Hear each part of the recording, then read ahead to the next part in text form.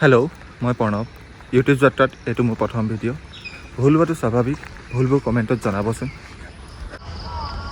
মই আছোঁ মোৰ প্ৰিয় ঠাই শিৱসাগৰ বৰপুখুৰী পাৰ্ক।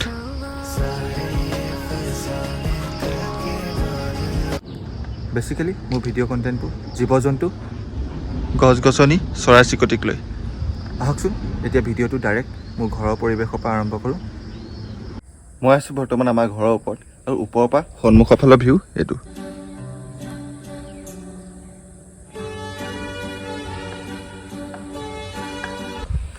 ভাবকচোন, হাতত একাপ চাহ আৰু সন্মুখত এইটো ভিউ, খুব সুন্দৰ। এখন আমাৰ ঘৰতে আমি সৰুকৈ কৰি লৈছোঁ এখন বাগিচা।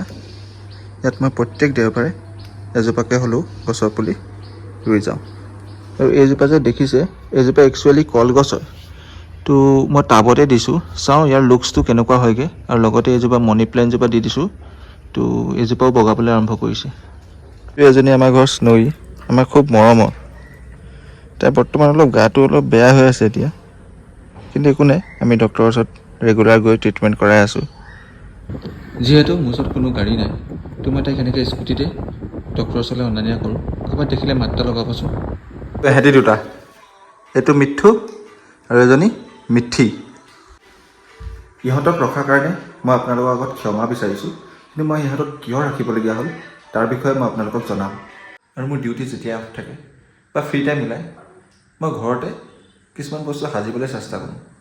তো সেইখিনিও দেখাইছোঁ আপোনালোকৰ আগত আজি। তো এডাল বাৰ ষ্টেণ্ড, যিডাল মই নিজেই ডিজাইন কৰি ইহঁতৰ কাৰণে বনাইছিলোঁ। তো ইহঁতি এতিয়া এইডাল খুব ভাল পায়, খেলি থাকে এনেকৈ। মই নাম দিছোঁ বাৰ্ডছ প্লে'গ্ৰাউণ্ড। ইহঁতি খেলিবৰ কাৰণে বনাইছোঁ। মেকিং প্ৰচেছটো ইনষ্টাগ্ৰামত দিয়া আছে, আপোনালোকে গৈ চাব পাৰে। ইহঁতৰ কাৰণে এখন জোলনাও বনাইছিলোঁ। জোলনাখন বনাইছিলোঁ এইটো কাৰণে যাতে ইহঁতি সেইখনত জুলি থাকিবলৈ পায়। আৰু এই তিনিটা ফুলৰ টাব এটা ৰাফ টেক্সচাৰ্ছ লুকত বনোৱাৰ চেষ্টা কৰিছিলোঁ। এটা বস্তু দেখাওঁ আপোনালোকৰ আগত। চাওক কিমান ধ্বংসকাৰী, যি বস্তু পায় একো এৰি নিদিয়ে।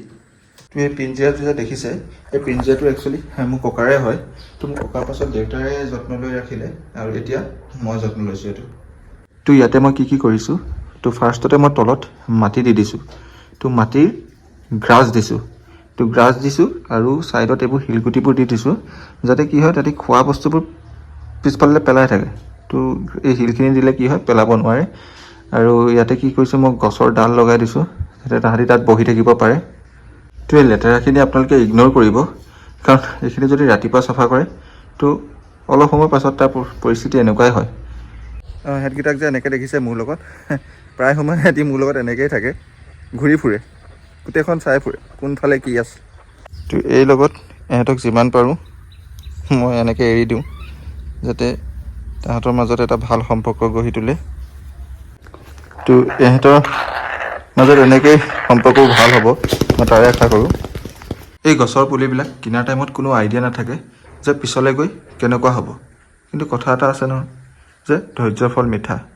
তো এতিয়া মোৰ কিন্তু খুব ভাল লাগে এই গছৰ পুলিবোৰ চাই।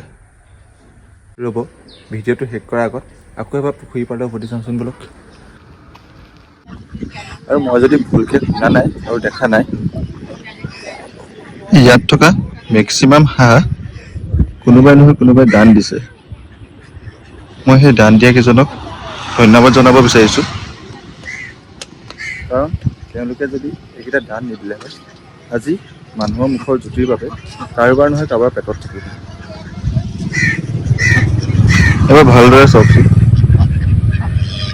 এই হাঁহকেইটাক বাৰু ভগৱানে মানুহৰ জিভাৰ জুতিৰ বাবে সৃষ্টি কৰিছেনে? মোৰ মতে নাই কৰা, কাৰণ আমি মানুহবোৰ নিষ্ঠুৰাব পাৰোঁ, কিন্তু সৃষ্টিকৰ্তাজন নিষ্ঠুৰ নহয়। ধন্যবাদ।